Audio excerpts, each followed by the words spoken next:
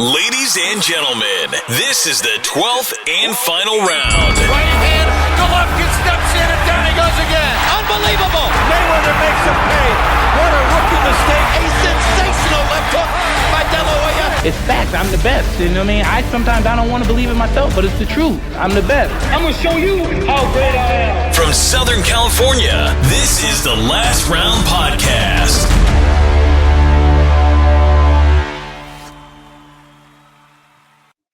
Welcome to a bonus show of the Last Round Podcast, and today we have the founder and boss lady of Behind the Gloves, Michelle Joy Phelps. Hi.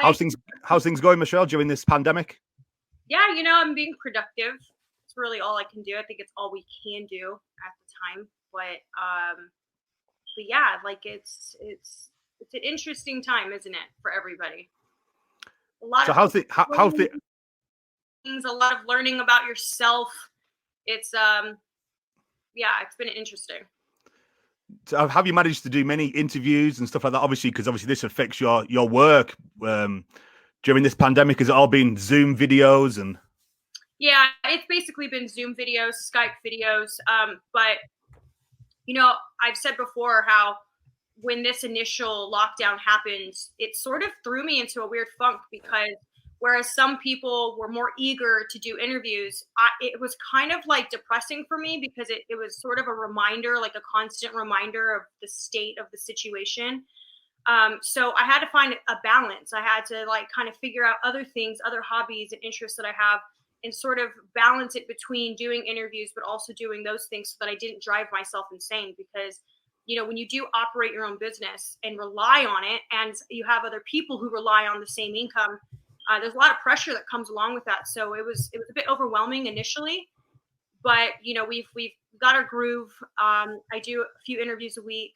My other guy, Fouad, he does several interviews a week as well. So we find a good balance.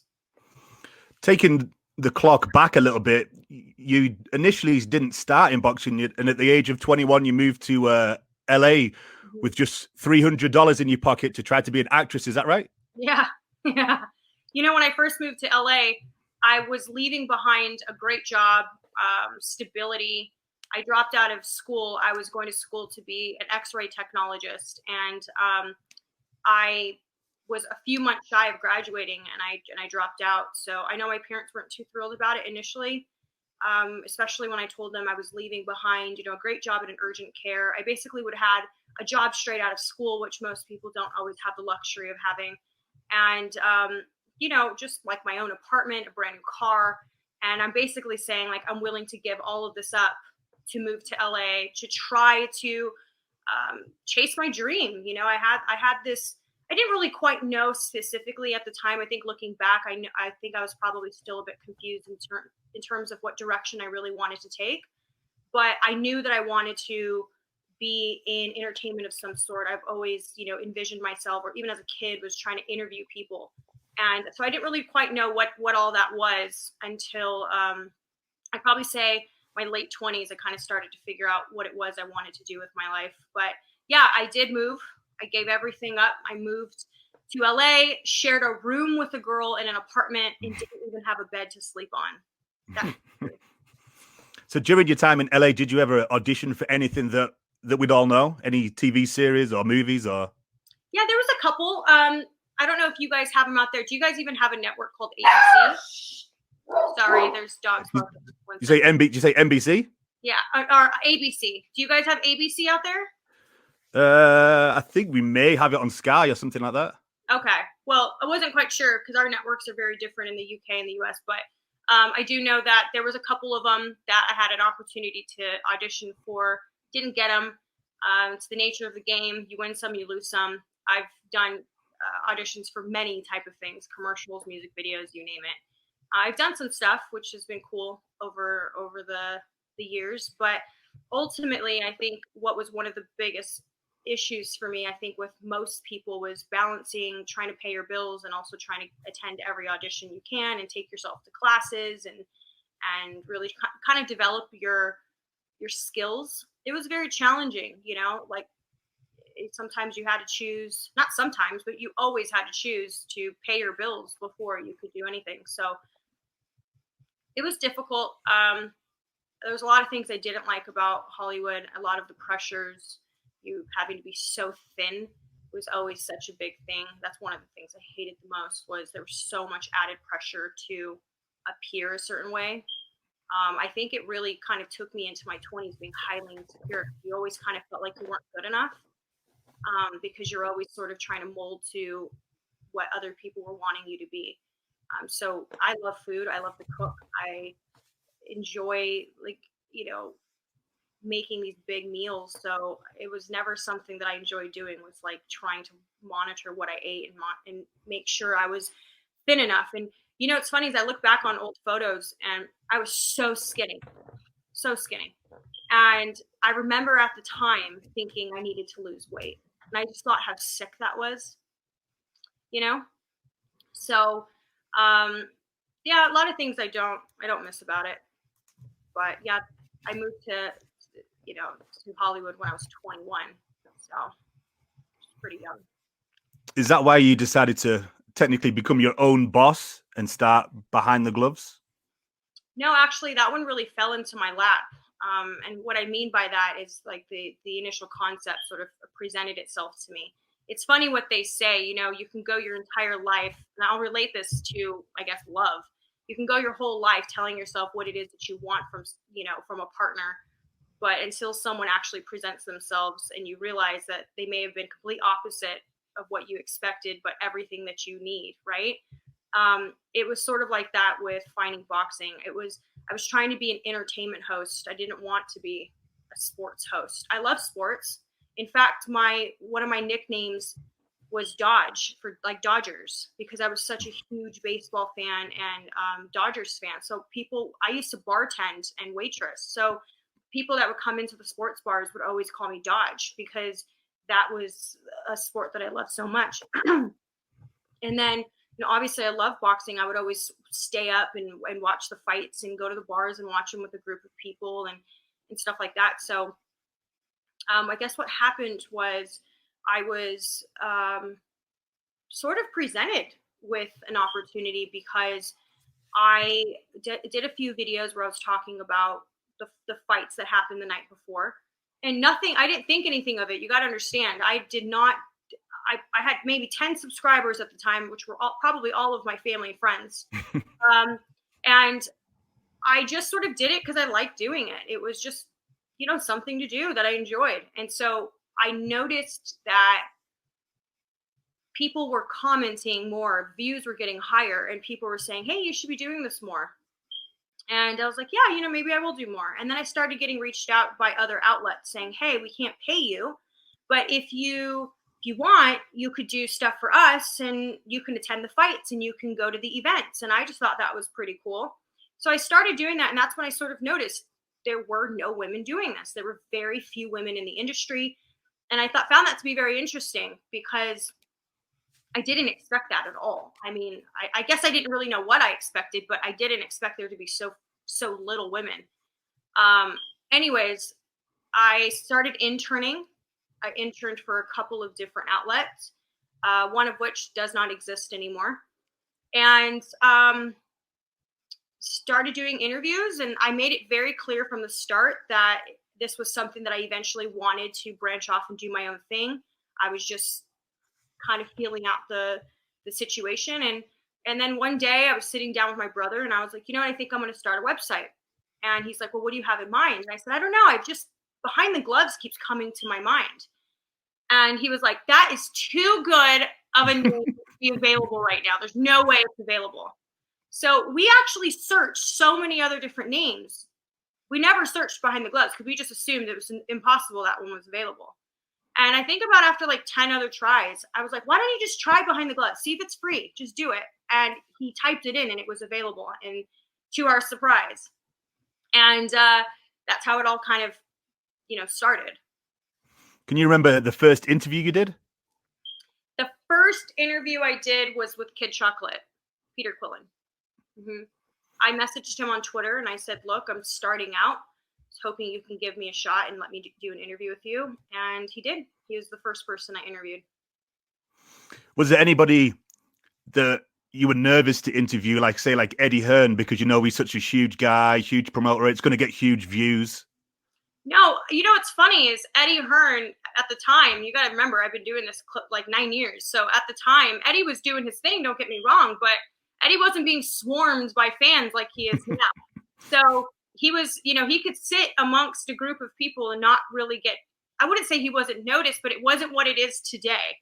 And no, I wasn't nervous at all. In fact, I confronted Eddie the first time I met him because he kept saying bird. He kept calling me a bird.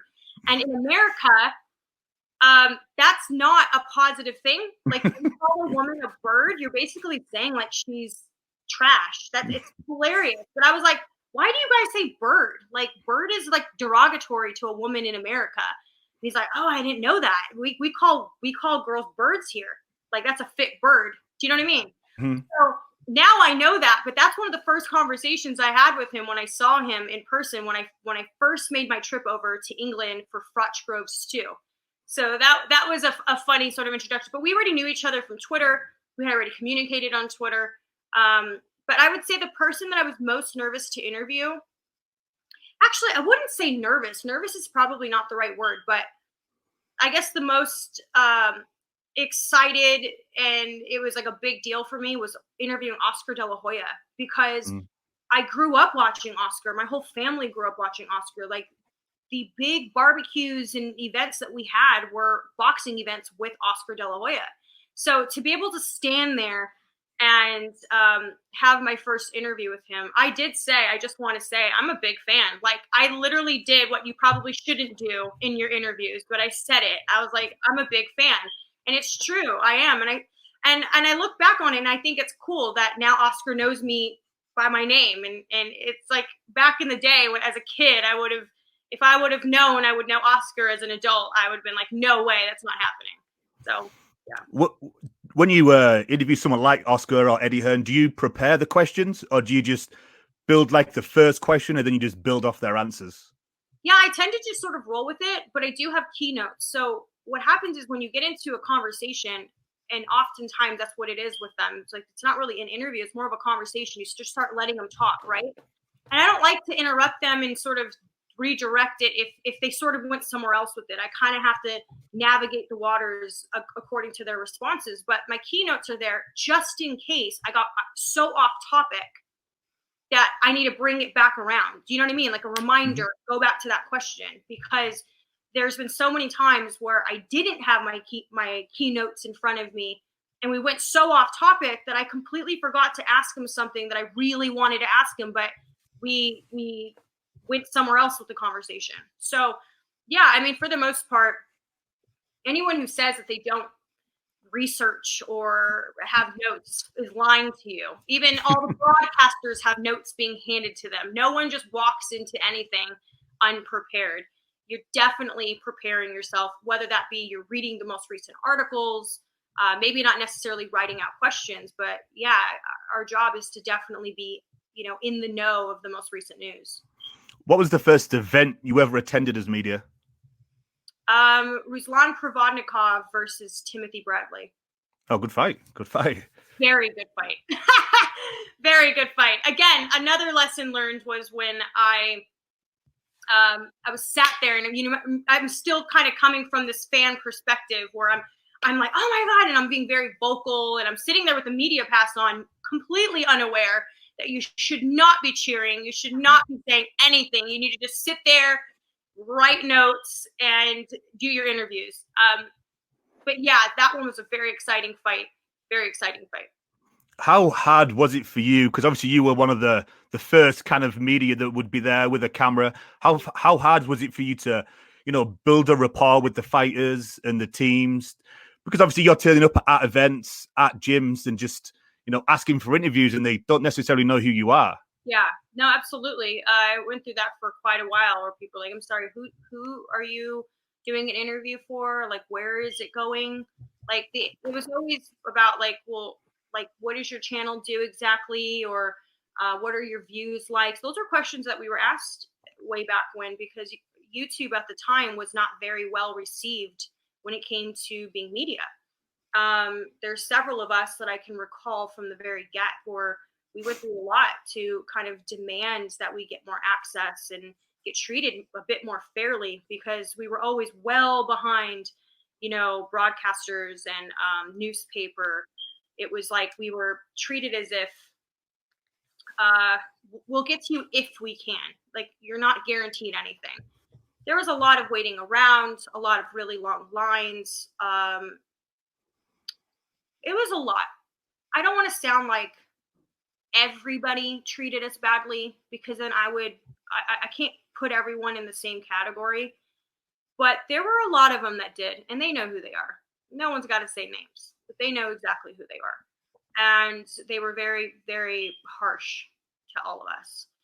Treated us like crap. We were always being yelled at like we're children who, stuck our hand in a cookie jar and shouldn't have done that. It was very strange, but you are seeing the transition now. I definitely see that we're being treated a bit more fairly. And more importantly, I think that people are starting to really value what online channels are being able to offer.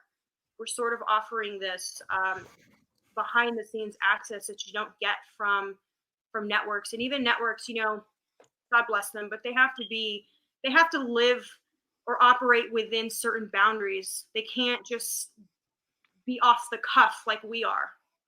And I think fans appreciate that, because they're going to get, those crazy interviews that you would not see on a network, because they're not allowed to air that on a network. So it's changing, and I'm happy to see that it's changing. It hasn't changed completely, but we are definitely getting a lot more access and a lot more respect.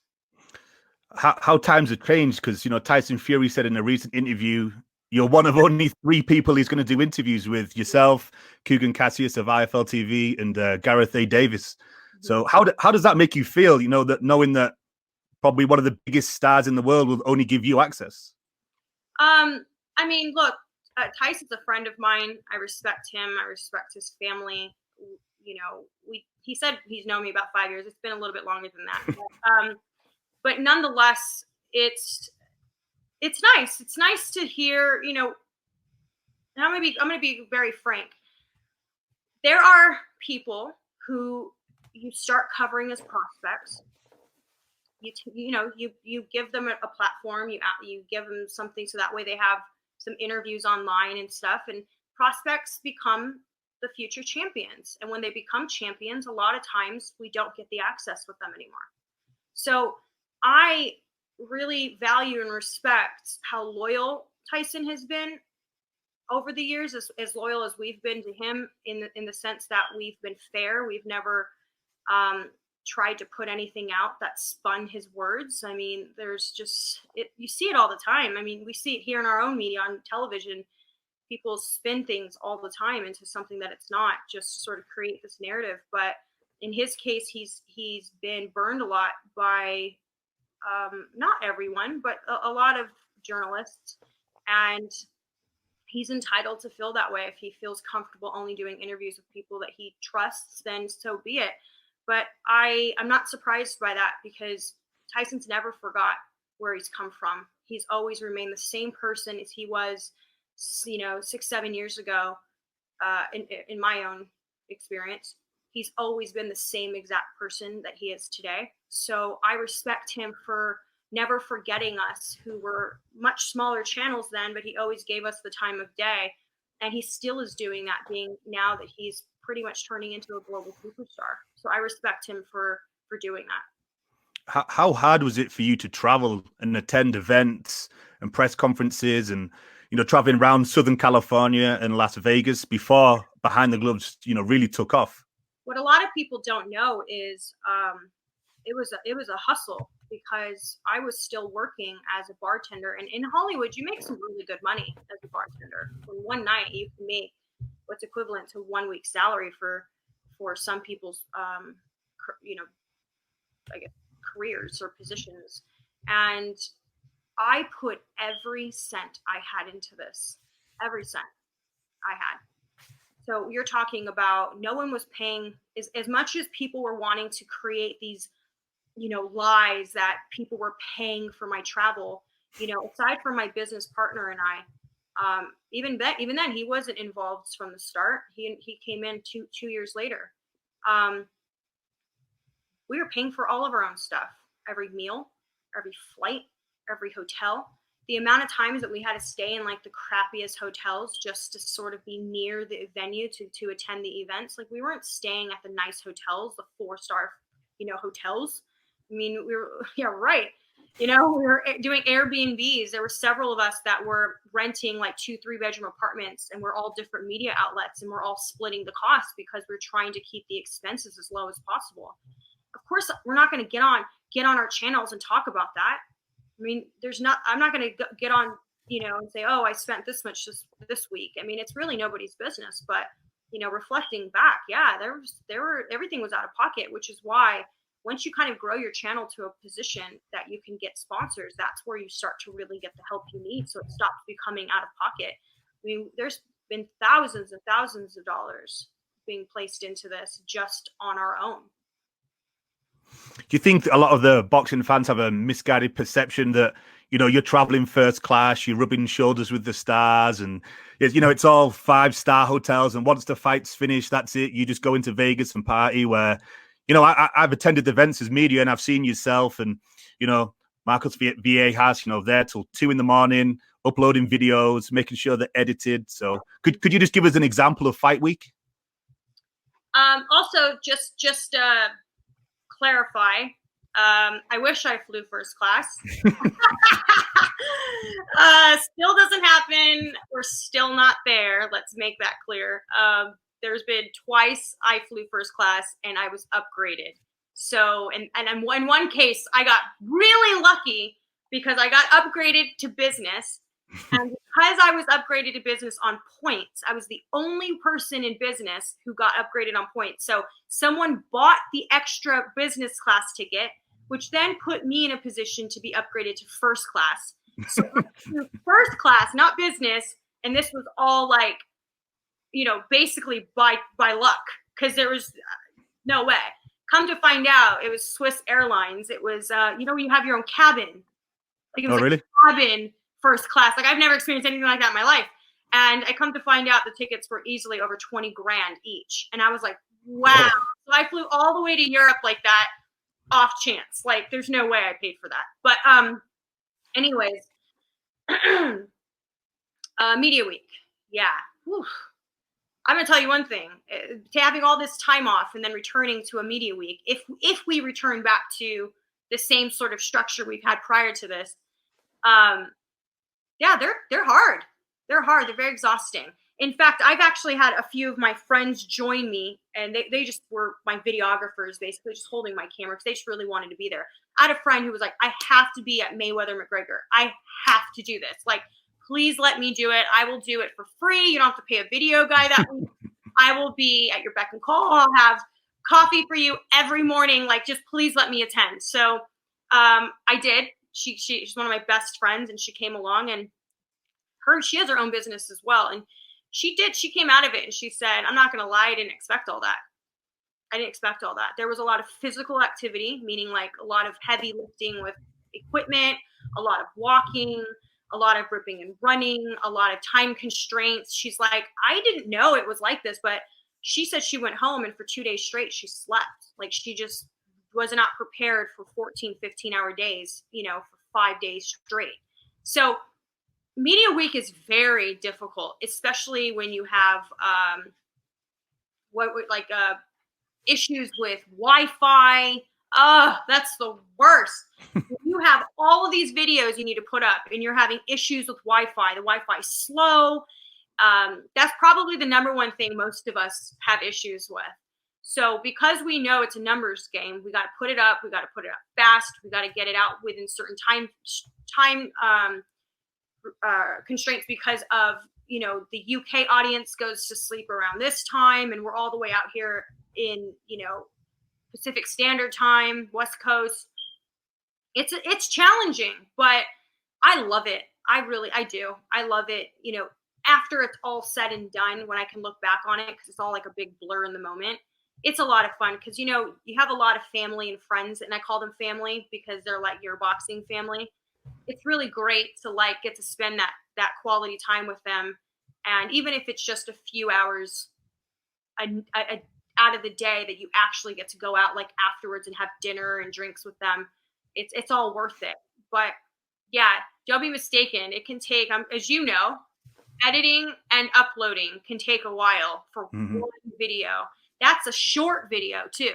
So if you have a long video, it can be very time consuming. So, but yeah, that's media week. Were there many times before Behind the Gloves took off that you thought about quitting? Oh yeah.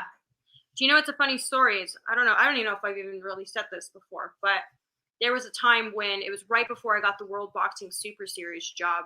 I thought of walking away. It was getting too hard. It was getting too hard to, like, it's like you're doing all this work. You're not making enough money. You have people to pay to help you build it, and you're not making enough money.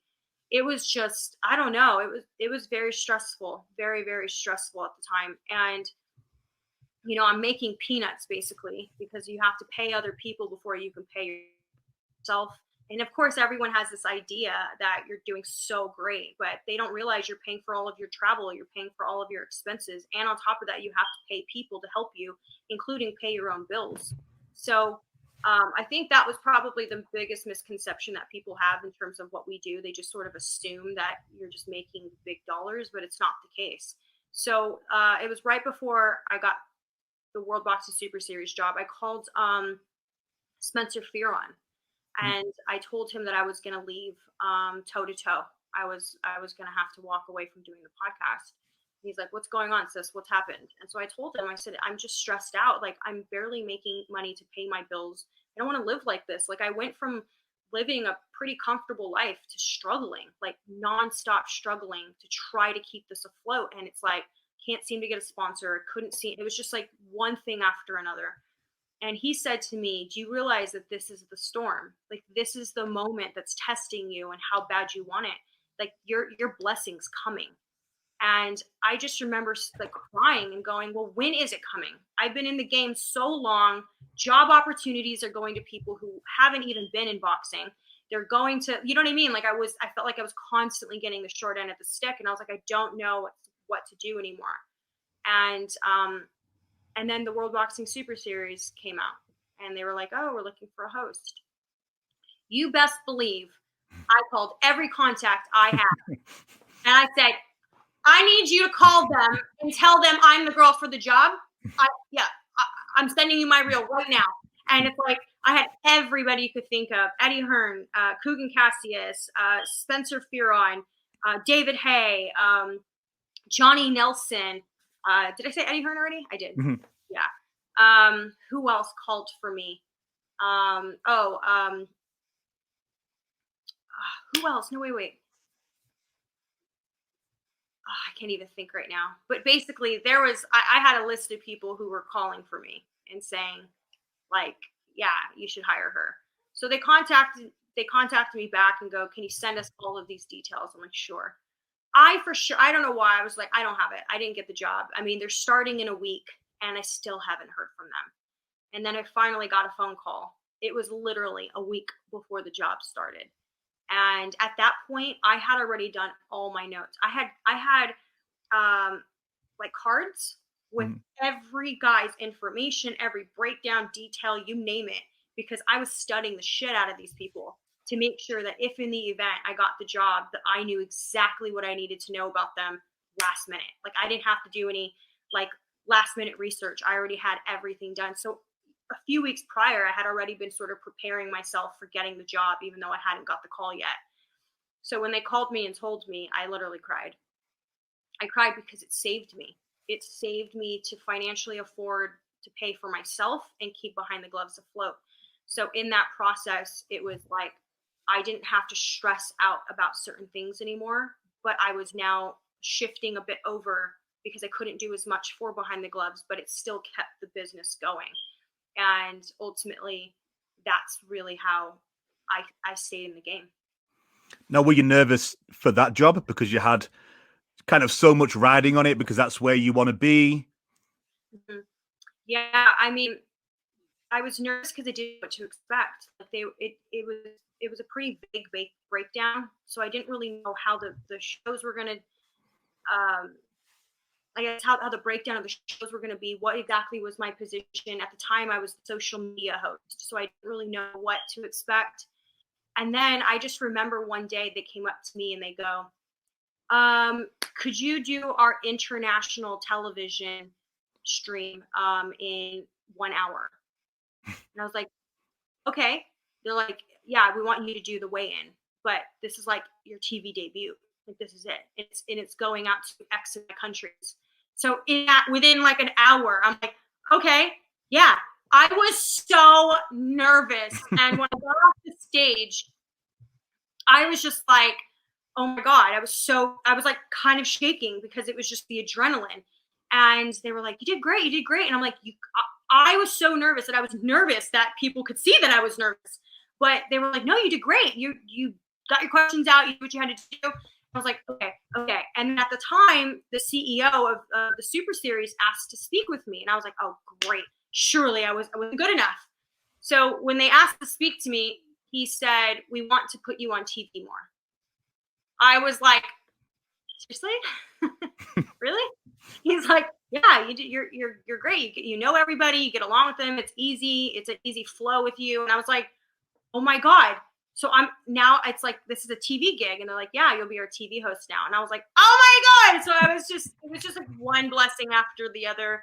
It just proved, that sometimes you go through your biggest storms and anyone naturally just wants to tap out. They want to say, I can't do this anymore. And I think that just naturally our psyche tells us that we're sort of programmed to always think negatively, aren't we? It's very challenging to reverse that. So there was always that programming in my mind that you weren't good enough or you're not TV worthy and all of these things. And it just proved otherwise. And I was so grateful because after that one, more TV gigs just kept approaching. Apart from Spencer Fearon, I don't think he's ever negative. No. Like, you're crazy, sis. You aren't leaving. And I'm like, well, I can't pay my bills. Yeah. Was there one video that made Behind the Gloves blow up? That's a good question. We've had pretty good interviews over the years, but I don't know. I would definitely have to say that the highest viewed ones at the start were always coming from the heavyweights. I remember all of my AJ interviews always did very well. As you know, Tyson wasn't involved in boxing for quite a while, so there was like a gap there. But then when he did return, any interview I do with Tyson is always goes about 100K or more. But I don't know. That's a good question. Like, which specific video? I don't know. I don't think I can answer that because I can't think of anything at the top of my head. Oh, and why the move to the UK? Oh, that came with Super Series. So during the in-betweens at the stop, so say like we had 2 weeks in between, I would have to stay in England. And I hate staying at hotels. Oh, if I could stay in an apartment, if I could stay like an Airbnb or something like that, I would stay there over a hotel any day. And that's because I like routine. I like to get up. I like to make coffee. I like to do something that you can't really do. You can't do all that. Like, you can make coffee at a hotel, but it's not the same. Like, I like to have space and feel like I'm in a home environment. I hate feeling like I'm confined to this tiny little room, and especially for like days or weeks on end. So I didn't want to do hotels anymore. So then I started asking friends like, hey, do you have or know anyone who wants a roommate? Like, maybe I can just rent a room. It's cheaper for me to rent a room every month than it is for me to like rent a hotel for a week or 2 weeks. Like, you're spending far more doing it that way. So I was like, screw it. If I'm spending all this money already, why not just go rent a room? And then every time I'm here, I stay there. So I asked my friend Sarah, what I should do. And all of my friends in London worked 9-to-5 jobs. So I would be sitting there all day. You know what I mean? Like, bored. There's nothing to do. But my friend Sarah, she lives in Manchester. And she's like, hey, how about you try Manchester? And I never thought of living up there. And I was like, yeah, I'll give it a go. And I ended up loving it there. I really love it there. So that's sort of how I ended up out in England, was because it was just easier for me to rent a place than it was for me to keep staying in hotels. What do you find is the biggest differences between covering boxing in the UK and the US? And I mean no disrespect by this, but it's definitely the ambience of the fans. You know, surely you know. I can't say it though. There's a big difference between the crowds. You know, it's just so lively in the UK. I mean, everyone's chanting and singing, and it's just a different experience, really. Because a lot of them are the same fans that go to the soccer games, so the chants are the same. Yeah. Kind of the same crowd. So, but in terms of, how do you think in terms of fans? Do you think the fans are more negative in the US, more negative in the UK? You're going to get your negatives in any crowd. Do you know what I mean? You're going to get the ones that are there to support you, and the ones that are just like negative naysayers who always want to, you know, talk crap about somebody.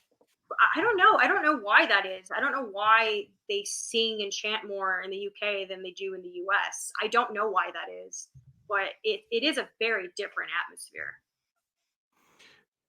Looking back on if you retired today, which interviews would stand out to you as the most memorable, the most funny interviews?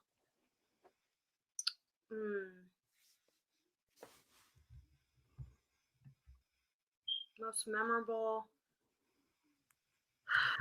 The Dylan White. That's what she said. That's one of That's one of the not memorable, but it was a funny one. It caught me off guard. There's a lot of those, but if I don't know, just to say like the most memorable. Those are good questions, because I never thought of that. I never ever thought, like, if that was your last interview, which one would be the most memorable.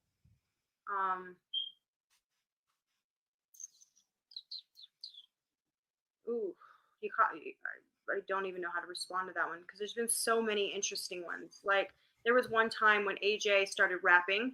He rapped. There's another time when I think it was the first interview I ever did with Tyson. That one, people still come up to me and talk to me about that one, where I asked him what he liked doing for fun, and he said he liked having sex. There's been some good ones with Dylan White where he says things, the stuff that comes out of his mouth, and I'm trying not to laugh. It's so great. I love trash talk, though. Some people think it's trashy or whatever, but I love it. I love it. I think it's hilarious. I think it builds a fight when they talk crap to each other. Yeah. So when I can get someone saying some crazy, outlandish stuff. Oh, you know what?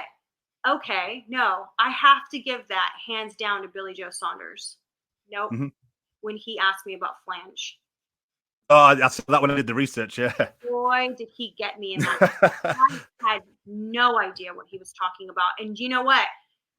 When I look back on that interview, I cringed so bad, because I'm like, oh my God. And I just kept going. I'm like, oh, is it so? What is it? I mean, what's the texture like? I'm like, oh my God. I'm like, what are you doing? Stop. Like, I'm literally midway through screaming at myself to just stop, because I kept going with it. And I think there was a moment in that interview where it was like a twinkle in his eye, because he has those mischievous eyes. There's like a twinkle in his eye where I think he then knew, like, oh my God, she does not know what I'm talking about. Like, I think he thought I knew what he was saying, but I didn't. And then that's when it just stopped. It was like, all right, enough. Like, and then we were all laughing, and then I didn't understand what was going on. And then when I was told, I was like, oh, bloody hell. Like, oh my God. So yeah, that one was easily the cringiest moment I've ever encountered during an interview. Getting Manny Pacquiao to sing. Yeah, that was a good one. No one thought it. When I actually asked Manny Pacquiao to sing, or I was telling a few people I was going to ask him to sing, they're like, "There's no way he's going to sing. There's no way." Everyone said that.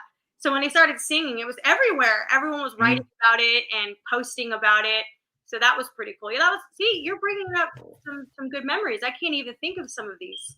I think you do so many, it just gets lost in translation. And it isn't until I scroll back through old videos where I'm like, oh my God, I remember that moment. Has there been any interviews where either you decided not to publish it or a fighter has, had second thoughts and contacted you and said like, "Hey, don't put that out"? You don't have to name. You don't have to name names, obviously. No one has ever asked me to remove something, ever, not once. Every time they've said something, it's like they owned it. Like I said it. There have been instances where I chose to leave certain things out because I didn't want to. No one's asked me to, but I just felt like, you know what, that's probably going to be taken the wrong way, and I don't want to. I get anxiety when people are in my comments attacking someone for saying something. So I'm like, I just don't want no part of that. If that's the way they might spin it, if you know what I mean. So I think that's probably happened just a few times, not very often, where I made the executive decision to not air something, or someone said something about another person in my community and I felt that was inappropriate. Like I'm not going to put that out on my channel if it speaks negative about another journalist. I just don't think that's really necessary. So I have removed stuff like that before. Do you have any advice for people that want to follow in your footsteps and, create a YouTube channel? The number one thing that I would suggest is interning. See if it's even something you really want to invest in. You might realize it's not what you thought. You might fall in love with it. Who knows? But interning is always the way to go because it kind of allows you to feel it out without investing too much initially. Because you don't want to invest all this money and then you realize I don't even want to do this. So, intern, get to know people, build your resources. That was the biggest thing for me. I gave myself a 2-year limit. I said, you're going to travel the world. You're going to go everywhere and you're going to get everyone to know your name. Like every camp is going to know who you are. Every promoter is going to know who you are, not just by name, but because you've met them. And that was my ultimate goal. And it paid off. I can say that I could go to Russia and I'll know the promoters in Russia, so it's or even Germany and so forth. So stick with it. Persistence is key. And you know what? Don't listen to when people want to be negative to you. Don't listen because it does not matter in the grand scheme of things. How was it for you when a fan, asked for an autograph or a photograph for the first time? I remember that was, wow, what card was it? We were in Vegas and these two guys came up and they actually had pictures developed of me. And they're like, can we get I'm like, me? Like that was weird. Like that was really weird, actually. Not a negative thing, but just took me back. Like I was like, really? Like I just interview the celebrities. Like it was very strange for me. And then in England, I love England. Even just the UK, like the response there is next level. Like I can't even go to a grocery store down the road without someone saying something, and it's cool because it kind of you see that your hard work is paying off. And even if they don't say your name, like I was walking through a train station in London and someone was yelling, "Hey, fight fans!" Like, no way!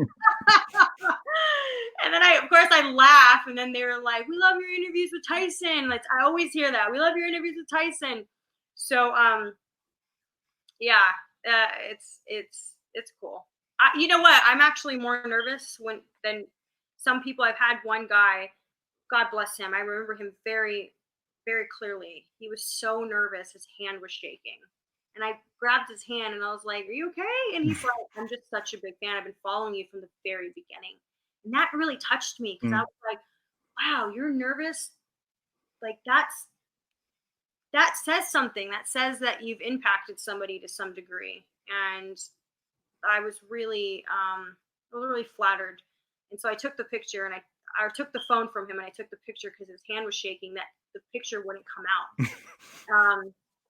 And so that was a moment as well. There's been a lot over the years, and you know what? I'm so grateful. Like there have been times where I was sitting in a pub, and these guys will come and go, "Hey, we watch your interviews." And I'm sitting there all night talking with them and having drinks, and it's been fun. Like I enjoy sitting there and talking with them, and even though it's always about boxing, but I love just sitting there talking with them and really kind of bonding with them, because I know with what I do, I wouldn't be where I'm at if they didn't watch or follow my career. I hope obviously the good outweighs the bad, because obviously you have to deal with haters being in the public eye. Yeah, I think initially it was worse. I know people would say otherwise. They're like, no, there's more people commenting now. I'm like, no, but the harassment was worse initially. Like I had people doing some pretty vile stuff. I had people even targeting my family. Like it was really unnecessary. I had involved the cops at one point, which did fuck all. Cops, that the whole situation, they didn't even investigate it. I was like, wow, they're targeting a minor. Like he's underage. He was 15 at the time. And they were sending him nudes saying it was me. And it was clearly not me. But of course, my nephew, he's young. He doesn't know what I look like nude. He doesn't know if these are me or not. And the photos they were trying to pass around, there were a bunch of people in the community were actually commenting, calling me or messaging me saying, do you know that people are passing these around? And I said, well, they're not me. I have a tattoo on my back that no one's aware of. And that woman has no tattoos at all. So, and I've had the tattoo since I was 18 years old. So there's no mistaking that it's not me. And I even joked and I go, she has a better bum than I do. So, so it was stuff like that I had to go through more so in the beginning. Now it's just like, oh, you suck, or you're not great, or you're this, or you're that. And that's okay. That's natural. That's going to come with the territory, and that's fine. I'm not here to make someone love me. If you like me, great. If you don't, I'm not bothered by it. I'm just not someone who's going to go on social media and tell you I don't like you. If I don't like you, I just don't like it. It takes a lot for me not to like somebody, by the way. But if in the event I didn't like you, I'm not taking to social media to tell you that. I'm just not going to bother with your page. I'm never going to scroll your page. But you have to remember that a lot of times these people who comment are baiting you. They want you to write back to them. They want you to say, oh, you're rude, because then they're like, ha ha ha, I got a response. And so what I try to do now is I only comment to the positive comments, and I completely ignore the negative ones. You're obviously very career-minded. Where do you see yourself and behind the gloves in the next 5 years? We'll have some exciting news coming. I can't talk about it yet, but we got some big moves being made, and during a time in the pandemic. I mean, this is a time where you would think that no opportunities would be presenting itself. The fact that we have this opportunity was really like heaven sent, and as they said, it's a testament to your hard work. And so hopefully, I don't know when we'll be able to announce it. We're still going through all the paperwork and the motions, but I'm pretty excited to be having this opportunity. So away from boxing, you're very open with your love for paranormal, your UFO activities, and you recently camped at Area 51. How was that? Oh my God, that was so amazing. Like, I would do it again. In fact, I want to do it all the time. I want to do it once a month if I can. It was so amazing. And the amount of activity that is going on in the skies above Area 51 is unbelievable. And the worst part about it is the cameras I have, which are just the cameras I use during interviews, they don't have the capability to grab the detail of some of the stuff you're seeing way up in the sky. I did my best. I have these infrared binoculars where you can record. So I did capture something on those binoculars, which I plan to do a video and release it. Because, people always want to say that these lights are satellites or they're planes, but the one thing that they can't do is move in different directions quickly. And I got this, it looked like a star that was just moving like across the sky, and it started to go in different directions. And then it just stopped. Like it froze. Like it was just sitting there. And I kid you not, you can probably even hear it on the camera. I'm sitting there, I'm holding on to it, and a bug flew on my on my face. I'm like, ah! And then I lost the star. It was so frustrating because I wanted to see if it would move again. It's obviously not a star, but it was something. And so I love that stuff. I believe in it 1000% that we are not the only life that exists in our universe. So, and every day you're reading more and more about what, the governments are releasing, like information that they're releasing that sort of confirming everything that we conspiracy theorists have been talking about. So, yeah, it's just a passion of mine that I like to do. Any other conspiracy theories that may shock us or? Well, I mean, I believe in ghosts. Hmm. I don't really consider that a conspiracy theory, but a lot of people don't believe in them. So I guess maybe that kind of qualifies as the same thing. I grew up in a haunted house as a child in Corona, actually. Actually, it's El Cerrito. You know where that is? I know where that is, yeah. Just adjoins Corona. Yeah. So there's a little house that we grew up in over there. And boy, was that thing haunted. Like super haunted. It's crazy haunted. So my whole life, that's all I've been seeing all these weird things. So maybe that's why I'm also fascinated in UFOs. And I always tend to believe things that many people are skeptical about. And I think that's because I've seen a lot of things. So, yeah, I would say that as well. Any did you debate with Carl Froch about the flat Earth? Carl came out and goes, look, I don't exactly believe in it. My brother is the one who's really big on it. So he was basically he was relaying information that his brother was telling him. But he's like, I don't necessarily believe it. But at the same time, his brother brings up some pretty damn good evidence that say, like, it makes you kind of scratch your head. You know what I mean? So I do, however, believe in the inner Earth theory, that our Earth is not hollow and that we do have life within our Earth. Did you post that on your Instagram? Yeah. So I sent it to so many people. So many people messaged me saying, could you send me that video? Because the video keeps getting deleted on YouTube. And as you know, I believe YouTube only deletes things have some element of truth to it. Like if they want to cover something up. So why delete the video if there's no truth to it? If it's such BS, then leave it up.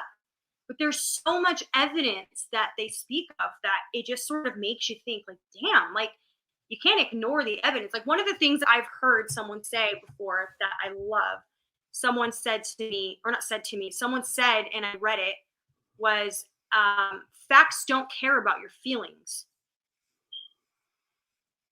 They're facts. Doesn't matter what you think of them. They are facts. It's factual. It's real. It's evidence. So if you don't want to believe it, like they don't care about your feelings. Facts are facts. So I always try to follow the facts, even if they've gone against the way I believed growing up, or even if, I was told otherwise. I tend to follow the facts. That's all I care about, really. And over the last couple of days, you've been trying to expose the amount of sexually explicit children profiles that's on Instagram. Yeah. I'm actually releasing a petition today. I'm gonna try to help fight against the way Instagram, Twitter, Facebook, TikTok, Snapchat monitor these accounts that get reported. We kept reporting these accounts again and again and again, and hundreds of people were saying we reported it and we all got declined. We're making these reports basically saying, like, look what we're finding, look into it and do something about it. But I did a report, and less than 3 minutes, Michael, I got a response saying they did nothing to violate the guidelines. And I'm like, surely there has to be a list of other accounts you had to review before you reach that conclusion. Like, you don't just reach that conclusion in less than 3 minutes and decide. So basically, I believe that bots are monitoring these accounts. There's not actual real people. They're just bots declining accounts, like declining reports. So I'm hoping to get it passed. We have to get to 100,000 signatures for the White House to respond to this issue. And I believe we can get that done collectively. I mean, if there's nothing, I mean, I just can't think of anything more important than protecting children. Like, I don't think there's anything more important than that. I don't care what it is. It's not political. This is not a racial. This is one thing, and it's children. And all it takes is a signature. You can even sign it anonymously if you don't want your name out there. But what it will do is will force the White House to look into how that these accounts are being monitored. And my goal is that, when you go to report an account and it gives you various options, one of which it just basically says, is it pornography or inappropriate? And you click it, and then it then leads to another thing where it only gives you several options, but none of which indicate that it's pedophile related. And there needs to be an option that when you report something that proves that or shows that it's an account ran by a pedophile, then it should be investigated differently. It's not fall into the same categories of everything else. And that if proven that the account is harmful to children, that the IP address should be shared to authorities. So that's the ultimate goal for how social media should be monitored to protect children. And that's a petition that I've just created last night that I intend to release. I'm going to do a video about it and then release it and basically say we have 30 days to make this happen. And so ultimately, to get all the push we can possibly get, this isn't about me. This isn't about behind the gloves. This isn't about, whether you follow my accounts or not. This has to do with the most important thing in the world, and that's children. And if we can't collectively agree on that, then there's a big problem. I would imagine with the platform you have, due to, behind the gloves and your TV work, that should get easily over 100,000. Well, you think so, but the reality of it is that people don't want to talk about it. People don't want to be affiliated with it. People don't like to think about it. I lost 200 followers on Instagram in 2 days because of my posts. I didn't gain 200. I lost 200 followers on Instagram for posting about children being sexually exploited on social media. And some of the comments were kind of taking me aback, right? They were like, stick to boxing. This isn't your fight. This isn't something you should be fighting for. And I'm like, who is fighting for them then? If not you and me, then who is? That's why we have a global pandemic is with the children. And, Blake Lively, the actress, just did a video. She talked about it. She said 30 to 50 million files of child pedophilia is exchanged every single day. 30 to 50 million files a day. Now, if that doesn't give you perspective, then I don't know what does. But the reality of it is that more people need to not be afraid to talk about it. And if this comes at the cost of me losing followers, then I don't really care. The reality of it is I was a sexual abuse survivor myself. So it's something that I really hold close to me. It's something that's affected me deeply throughout my entire life. Even now as an adult, it still affects me. So I can relate and understand. And I think that it's super important that if you're in a position to be able to do some form of change, then you should be doing it. You should not be ignoring it. No, I agree. I mean, obviously, somebody with a platform, you've got the ability to speak to the masses, and hopefully, other people will join in, the friends and family that you've met during the boxing community. And also, there's a very eye-opening documentary that's just come to Netflix, Athlete A, which talks about the gymnasts that were sexually abused that I just watched yesterday. So that's a very jaw-dropping and shocking documentary about the cover-up during that as well. And there's always cover-ups. That's the thing. And then you have to ask yourself, if you're not against it, then you have to say to yourself, if you're not against it, then you're for it. Like anyone who has a child, anyone who cares about children, anyone who cares about humanity in general should care about this problem. Over 800,000 children go missing a year. Why are we not talking about that?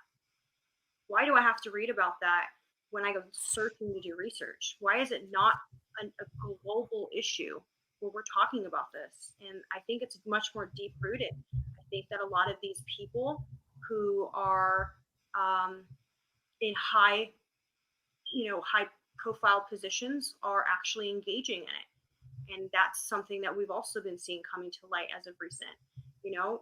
There was a sting operation done, I believe, about a year or so ago in Florida, and they've arrested numerous doctors, people who work at schools, judges, police officers, all involved in sex trafficking. Then you wonder why a lot of people don't want to help you, because they don't want you to take it down. They don't want to be a part of that movement, because then it affects them selfishly. And until you've encountered sexual abuse yourself, or someone that's affected you deeply, unfortunately, the way that the world works is until someone is affected by it, they don't care. They don't care. They don't care to help anyone unless it affects them. But if it was their child who was kidnapped, or if it was their child that was sexually abused, suddenly they care. We have to care overall. We have to be a part of that movement. And some people might say, oh, why are you trying to be, like someone even said, like, stop with the white knight. What did he say? The white knight. Or basically stop trying to be like a white knight. And I was like, let me tell you something. I don't give a shit if I lose followers in this process, because I have been in that child's position. So unless you have been there, you should have no say against it, because you don't even know the half of it. You know what I mean? Like, I'm in my mid-30s. It took me in my early 30s to finally talk about it, to finally seek help about it. Think about that. That's a long time coming, and a lot of other people are experiencing that. So there's a lot of ignorance out there, and it's okay. I'm okay with it. I just think that even if people aren't liking my posts, even if people aren't sharing my posts, they're reading about them. And I think that awareness is just as important as anyone standing by it. For anybody that for some reason doesn't know where to find you on social media and obviously wants to sign the petition, can you just give them the social media handles and anything else that you've got coming up? Yeah. So Instagram is Michelle Joy Phelps. Twitter at Michelle Phelps. And I'm not really on Facebook. I'm not really. I mean, we'll post every now and then, but I'm not really active on that. And you can follow my boxing interviews on Behind the Gloves, and then I have a podcast myself called Behind the Mic with Michelle Joy Phelps, and I intend to talk very openly about these things in season 2. Season 1 was just interviews with fighters. Season 2, I want to really talk about the things that I'm passionate about that is outside of boxing. And do you have a time frame for the big thing that you have coming up for Behind the Gloves? The people. I'm hoping sooner rather than later, but until the ink is dry, can't really say much, can we? We just know that it's being done currently, so we'll see. Hopefully in the next couple of weeks, less than that. Okay, well, Michelle, thank you for your time today. I didn't want to take too much of your time on a Monday afternoon, and they can find us at The Last Round 12 on Twitter and Instagram, and tune in next week for episode 87. All right, thank you for having me. Thanks for supporting and listening to the show.